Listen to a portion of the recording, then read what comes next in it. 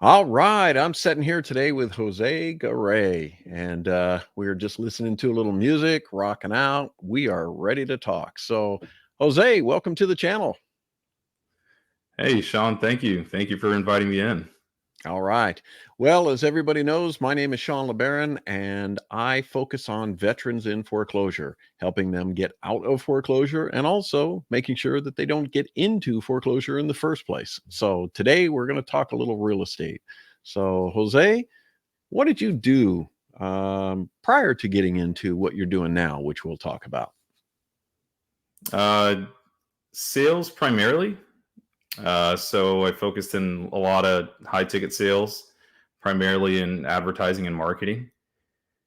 So I focused on assisting clients in getting out of different types of circumstantial situations and giving them that exposure that they need to get out of it. So primarily it was invested into like timeshare. So I'm correlating timeshare, which isn't more or less traditional real estate, towards focusing on more brick and mortar and everything like that. Oh, okay. So when you say advertising, was it internet advertising or were you on the Super Bowl? Yeah, so it was SEO, so search engine optimization.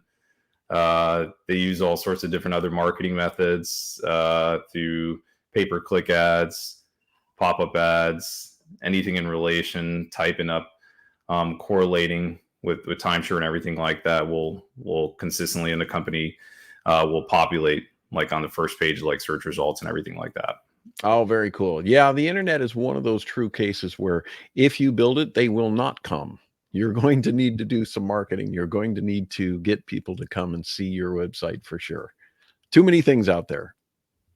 There is, yeah. And if Yeah. you're on, page 25, no one really digs that far. So Yep. they're You're either usually you're either on page one or you're a loser. That's it. It won't be seen. that's true.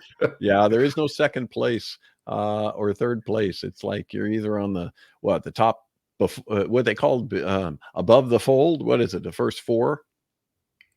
Yeah. Usually the first four are like paid listings, and then that come up unorganically, we call them. And then there's some that come up like organically, where, it's not a paid listing. They just kind of bid on these certain keywords so that way they can get these number one spots and everything like that. Yeah, very, very cool. So, yeah, I did a little bit of that back in the day, but right now we're on YouTube. So that's a whole nother set of SEO and all that kind of fun stuff. Hmm. Yeah. So, what is it that got you thinking about real estate? Uh, so I purchased my first property not too long ago. I was in a kind of a bidding position during like the pandemic and everything like that when I was trying to buy my property, and people were asking, 20, 30, 40 above asking. And I was, just got me in the mindset. It's like, wow, there's money to be made here. Well, whether it's, owning a property in the right timing and people bidding on it. So I decided to just hop into it via like new construction, so I can just lock in a contract at the right timing. And then I started noticing how quickly I could start developing equity. So that kind of got me into the jump of things, where it was, wow, I can make money fairly quickly if I get in the right timing and get my right angle into things. So that's what I'm primarily focusing on, and getting my right angle and developing that equity and everything like that. Very cool. Yeah, when it comes to real estate, timing is everything. I know they say location, location, location, but I've always said, yeah, after you're done with the location, just as important, sometimes more important, timing, timing, timing. You can have the best location in the world, and if the market is crashing, right? If you're downtown San Francisco and you've got an office building, you got the best location. However, right now, downtown San Francisco office buildings, I think the timing would be bad if you were holding on to one of those. So yeah, timing is critical. Yeah, It's I easy. agree It's more. easy for everyone to make money in real estate when the market is going up. It's kind of like one of those, the tide rises all boats. The real challenge comes in is how do you make money when the market is not going up? And the answer to that is just being more careful. Yeah, definitely one of the things, having access to tools to be able to look at what's going on in your community. And then I think more importantly is just having access to the community itself where you can talk to people. I would never even dream of buying a property. You're in Florida, correct? Correct. Yep. Central Yeah. Florida. So I would never buy a property in Florida without having somebody in the community tell me, "Hey, this is a great neighborhood to look at for future growth," or "Stay away from this area." All these little things. Nothing like having somebody on the ground. That's one of the advantages that we have in our community is that we get to meet fabulous people that are involved in real estate. So I was happy that we met, and I know that we're going to do many great things in the future. Absolutely. I look forward Yeah. to it and everything like that.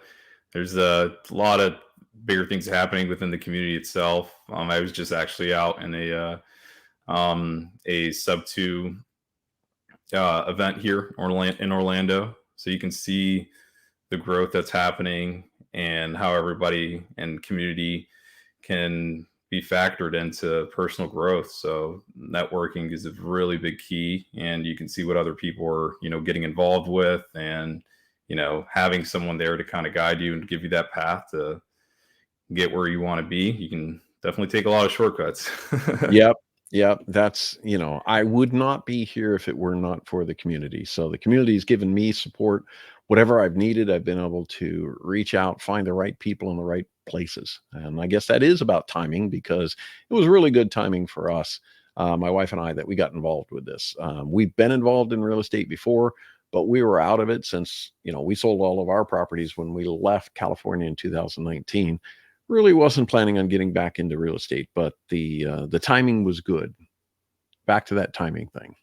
Hmm. So, how did you get involved? I know that when it comes to the things that Pace is doing, you've got Gator, you've got his Sub Two community. He's got all kinds of things going on. So, tell us a little bit about how you got involved and what was your thought process and why you jumped in the way you did. Uh, I figured getting involved with it. I just didn't want to get too overwhelmed with so many different avenues where you can make investments into real estate. So I saw the opportunity for Gator lending, and it just you know brought a thought to my head of what is this? So I had to dig in and find more and more about it. I'm that type of person where I just kind of want to dig and just trying to grasp what how things work and the intricacies of everything like that. So once I started to find out a little bit more about it, I realized not too many people are doing this. There's not much competition in it. There's not a lot of people that are involved with it.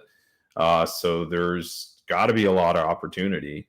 So as I started to get more involved with it, I'm starting to realize a lot more doors are opening, and there's potential opportunities for me in the future. And as Pace keeps opening up, his ideas of what he accomplished and giving it that opportunities for the community, it's just kind of mind-boggling how one portion of it you can start from here, and then you can it could lead to so many other things down the road. So it's easy way to kind of jump into real estate for investors if you just want to start investing in real estate without having to pocket too much out of your pocket on that end. And yeah, so far it's a very cool thing. I'm starting to actually connect with more wholesalers, and you see those opportunities, you see the light at the end of the tunnel. The more you network. Yeah. Well, for the audience that doesn't know what Gator lending is, can you give us a brief overview? Okay, yeah, absolutely, yeah. So Gator lending is basically so there's multiple methods. The most simple method involved with it, the wholesalers out there, they're in positions where they're trying to get as much contracts as they can. Any opportunity for them as a wholesaler trying to get into a seller into a contract, so that way they can assign the contract to the end buyer. But their position is trying to, lock in as many contracts as they can, but they do get tied up with certain amount of funds where they cannot, afford something as simple as like EMD. So And as a Gator EMD lender, and EMD being the deposit that people are putting down. correct. Yeah. So EMD, the earnest money deposit that they're making an investment to secure their, um, basically the security and them being serious and taking over the property and purchasing it themselves when they're necessarily assigning it with their joint venture or their partner on that end. But what Gator lending is basically putting yourself in a position where, you're funding the EMD for a wholesaler, and this is just a small piece of the pie, but you're providing them the funding, so that way they can have more an opportunity to jump into an additional contract that they can lock in. And at the end of the day, once the contract gets assigned and buyer closes, everything is said and done, you make a pre-arrangement with them that you're taking a portion of their assignment fee on the back end. So Right. from funding, So yeah. yeah, so in simplistic terms, right, you can be a wholesaler and get into real estate with none of your own money. Doesn't mean you don't have to have money. It just doesn't have to be your money. You can actually get into a deal, and then there might be $1,000 deposit EMD, or there might be 5,000. And I can come to you, Jose, and say, you know what? I want to use your money instead of my money. I send the $1,000 or whatever it is into escrow. When that deal closes, I take my money and I give you back your $1,000 plus I give you profit, right? Right. And Yeah. and people Simplistic say, terms, yeah. "Well, gee, what, why wouldn't I have my own money?" Well, again, you can buy real estate with other people's money. And especially if you're a wholesaler and you start doing, 4 or 5 deals a month, let's say you've got $5,000 EMD on all those deals. I mean, you could have a big property and even have more than that. Point is, no matter how much money you have, you're always going to run out with real estate. There's always more to buy and you're always going to run out. So it's important that you start developing those network of people that you can look to and say, okay, I either don't want to use my own money at this point, or I don't have any more money to use at this point. I'm going to use your money, Jose. And Jose says, yes, thank you very much. And he takes a little bit of profit. And that's how that's just one example, right? But that's what Gator lending Mhm. teaches you. Because it's not just as simple as, well, gee, I'll just, Jose loans Sean money, and then Sean takes the money and goes to Vegas, right? Come on, sevens, right? So it's important. Gator lending is about giving you not just the information on how to do it, but the paperwork that's involved to make sure that you're covering your investment. Because after all, at the end of the day, any money that you have out there is an investment and you're looking for a safe return. On the other end of the coin, there's people out there that have money, but they don't have any experience in real estate. And so Gator lending is a great way. They can use their money to not just loan out and make interest on their money, but what they really can do is they can look for people to joint venture with. They can look for partners that essentially, I like to say, they're borrowing their experience. So you see, somebody comes to you and they're borrowing your money to get into real estate. Well, somebody else who has money but no experience, they can put their money out there and they can borrow somebody else's experience. So that's what I love about real estate. It's like you don't have to have your own money to get in it. You also don't have to have any experience. You just borrow the other people's money and you borrow the experience. That's why I think it's cool. Yeah, no, absolutely. And you're just trading off a resource for another resource that you may need yourself. Yep. And as you gain, knowledge, and network more resources will be open to you. Yeah. And as I said, it's no matter how much money you have, you're always going to run out of money and need more. So that's about the community, is about making those connections and meeting people. And it's the same thing with the experience. I've got 35 years of experience well, 25 years of experience in real estate and 15 years of owning a real estate company, but I don't have all the experience in the world. There's things that I run into, and it's like, well, gee, I've never done this before. And that's where I leverage the community and I borrow somebody else's experience. I either bring them in as a joint venture. There's different ways to do it. Bring them in as a consultant, bring them in as an actual joint venture in the project. Go out and find other people that have the money and no experience, and we get a whole group together, a joint venture. That's what I love about this community. There's so many ways to look at it, and it's not about you as an individual having to go out there, blaze the trail, do it all by yourself, and then at the end of the day, you look back at your hard work that you've accomplished on blazing this trail. No, it's about a community. We've got trails all over, and there's people that will help you and guide you to, what, where you're going, you need this trail over here. So again, I just can't say enough. I love this community. I've been involved with it for, I think it's been 10 weeks now. So it hasn't been a long, long time. As I said, I have experience in real estate, but with the community, 10 weeks, I couldn't be happier. I've got deals. I've made lots of connections with new friends, new people, and I look forward to doing more. So tell me a little bit about, what are your plans? What do you want to accomplish in, let's say, the next year? Uh, to me, it's I'm a big person of just having larger goals, but just to kind of make it try to simplify it so you can not focus on the end goals, just focus on the process. So me within the next year, I plan on having multiple gator deals underneath my belt. If anyone's out there looking for that opportunity that needs that additional funding, that's exactly the service that I can provide, on top of other options and avenues from that point. But usually, it's just basically to be at my end goal where I can acquire more property. At least acquire more property or be a piece of the portion where I own some equity in property. So that way I can create some long term, cash flow for me and my family, and more of like a buy and hold type of opportunity for myself and my family and generations behind myself. But that's the biggest focus. Is this is an entry point to join into more opportunities for other opportunities down the road creatively.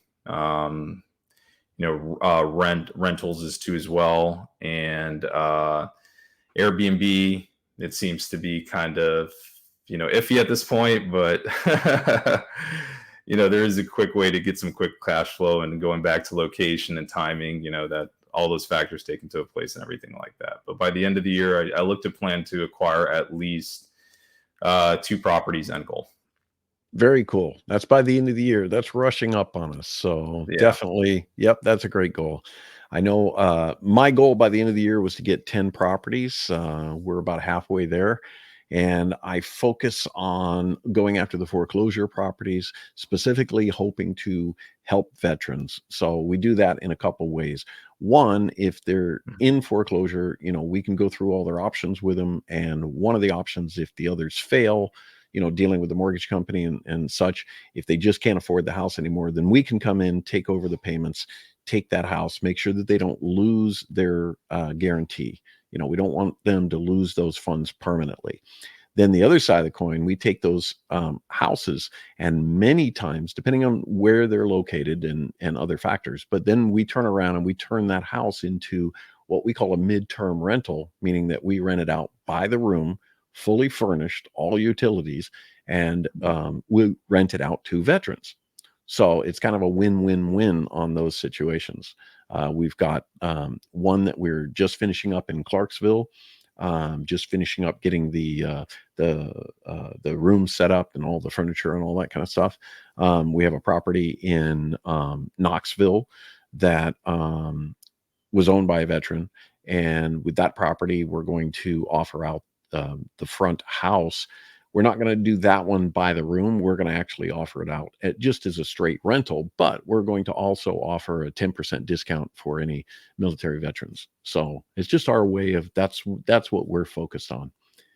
And the final piece of the puzzle is for veterans that are looking to maybe prevent that foreclosure down the road because they know that they need to do something with the income. And so if real estate is something they're looking at, then I can show them what we're doing in the sub-2 community and see if it's a good fit for them. Many of the people that I've been interviewing on my channel are veterans that are currently doing sub-2. And so I like to get their opinion on where they came from and how they got in sub-2 and what they're doing to encourage other veterans that are interested in real estate, because there's so many programs out there that are just bad. We'll just put it that way. They're just bad. And so the sub-2 community is different. You can get involved all the way down to the free Facebook group that PACE has, all the way up to joining as a full-fledged member of the community. So whatever the questions that you have, if you want to talk about sub-2, you can get a hold of me. You got questions about Gator, I'd be happy to put you in touch. You can get a hold of Jose. We're always happy to talk about those things. Of course. Yep. Great. All right. Well, do you have any advice for someone that's thinking about getting into real estate, whether they're a veteran or not? It's always a safe investment as long as you have the right team, the right community behind you to back you to give show them the opportunities or investments that you're planning on jumping into. Real estate, there's always going to be a need for housing. And it's just basically having the right community to back you. So I full on agree, and real estate investment should be always in someone's portfolio and whatever that they're investing in. It's definitely a safe opportunity. Just have the community to back you and the right resources to double check your work that you're getting invested with. Right. No, that's great advice for someone looking to purchase real estate. What about someone who they're not necessarily looking to purchase real estate right now? Maybe they're just looking for a career change. They want to jump into, wholesaling or many of the other things that you can do within being a real estate investor. Any advice for them? I would say that basically find yourself a good community. Our sub-2 community and the Gator community here, they're phenomenal. I've jumped into free communities and they just don't provide as much as resources and information, and they're so go-giving that everyone here is just looking for someone else's success, and they're just not all about their own opportunities from that point. So if you're first getting involved with real estate, do your research on your community that you're looking to jump into. We have a great community here with the sub-2 and the Gator community. We always have the resources to provide anyone that's in need of help, but it's just something that you want to do your research ahead of time. Obviously, everyone's want to be protective of the funds that they have and the investments that they're making, but a community has a big piece for my advice for involvement in it. I think that's great advice. I definitely agree. So, all right. Well, I think what we'll do is turn on some music and say goodbye, unless you've got anything further to add today. No, thanks, Sean, for having me. Right. It's been a great conversation here, and appreciate what you're doing here for the veterans. And if anyone has any interest in Gator loaning and lending, feel free to reach out to me. Thank you, Jose. We'll put all the links down below so you can get a hold of anybody, and I hope you guys have a fabulous day. Thank you. Crank up a little music. All right. Bye, everyone. Bye, everybody.